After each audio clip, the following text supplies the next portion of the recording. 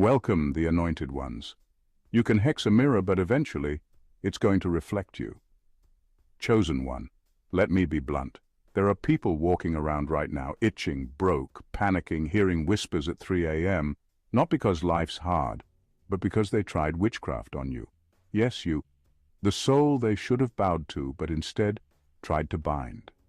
And now, the spell didn't just fail, it flipped, and the universe pulled receipts. You see, according to esoteric law, attempting to curse a divinely protected soul initiates a ripple effect that boomerangs with 7 times the force. That's not superstition, that's spiritual physics. And yet, these people lit candles, chanted your name in the dark, sprinkled powder on photos like they were seasoning chicken, thinking they could override heaven's assignment. Spoiler alert, they couldn't. Because you're not just protected, you're encoded. And every ritual they performed with wicked intent became the rope in their own spiritual gallows. Now their lives are unraveling, slowly, painfully, and publicly. Their witchcraft era ended in court cases, spiritual stalkers, and haunted bathrooms. You think it's funny until their shower turns itself on at 2 a.m. every night. This isn't just karma. This is divine correction. And today, we're going to break down exactly why someone's life is cursed forever, for daring to touch what was holy. Buckle up, chosen one. What you're about to hear may be dark, but it's also the clearest confirmation that your protection is not just real. It's terrifyingly untouchable. Let's get into it. Number 1. They didn't just attack you, they tampered with a divine blueprint. They didn't just attack you, they interfered with something that was never theirs to touch. When someone uses witchcraft on a chosen one, they're not just doing a ritual. They're tampering with a divine blueprint written long before either of you were born. Your life isn't random.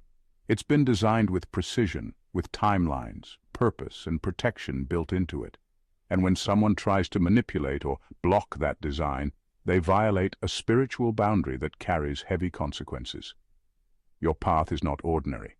You were placed on this earth with a spiritual assignment, and that assignment comes with backing. The kind of backing that doesn't announce itself, but makes itself known the moment someone crosses the line. When they did witchcraft on you, they weren't just trying to cause confusion or delay. They were attempting to hijack a timeline, reroute a destiny, and desecrate something sacred. That's not petty, that's spiritual treason. And here's the deeper truth. They knew you had something powerful. They felt your energy, saw your light, maybe even admired it in secret. But envy warped that admiration, and instead of seeking their own elevation, they tried to sabotage yours. That's where they sealed their fate.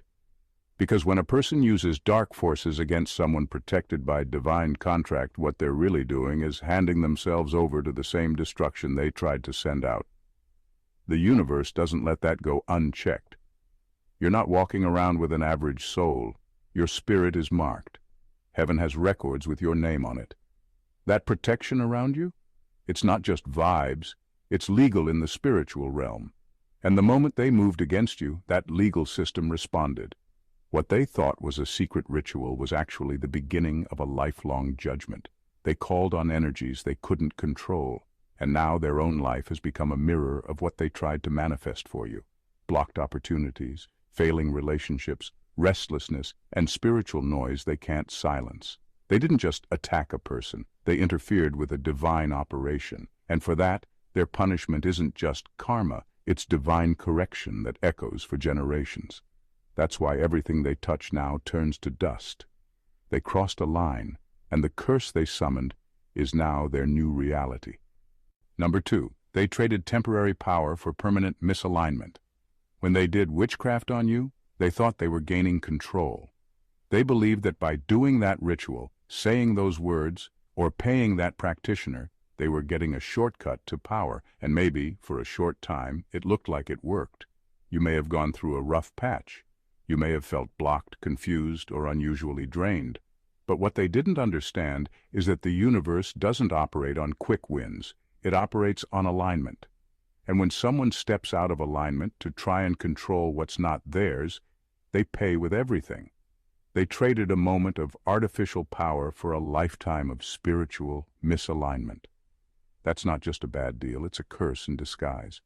Because now, their life can't line up the way it was meant to. They used darkness to force something that wasn't theirs to begin with. And in the process, they disconnected from the source of true abundance. They disconnected from grace. Now they're always chasing, always manipulating, always trying to keep what they stole, and it's exhausting them from the inside out.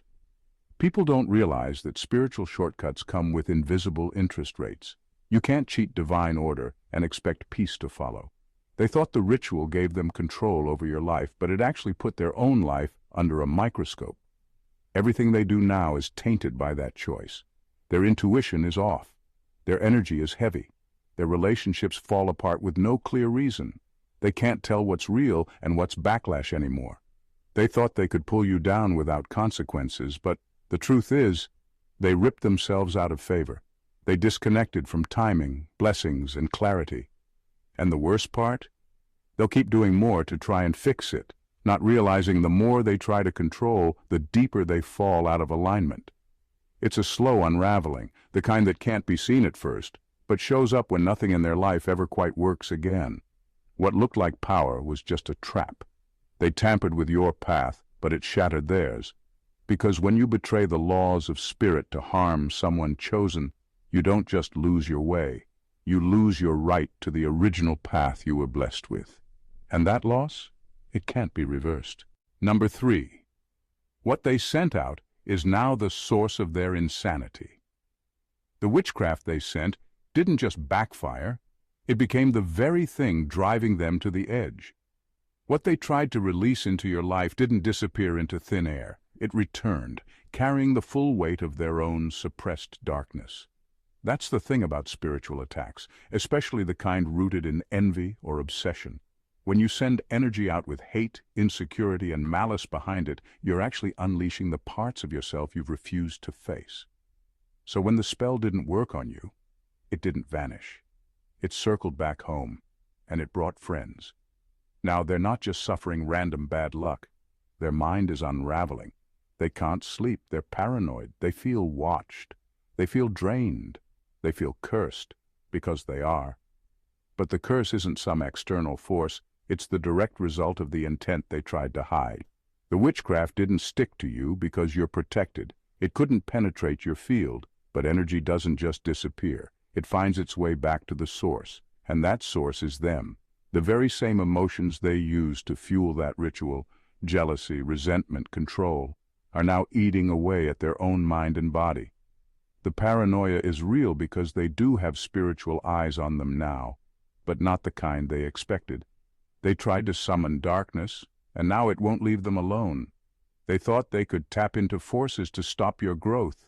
Instead, they unlocked their own spiritual chaos, and now their life is one long consequence. The fear they tried to project onto you, it's choking them. The confusion they hoped would cloud your path, it's fogging up their own. They're not just dealing with bad energy, they're being consumed by it.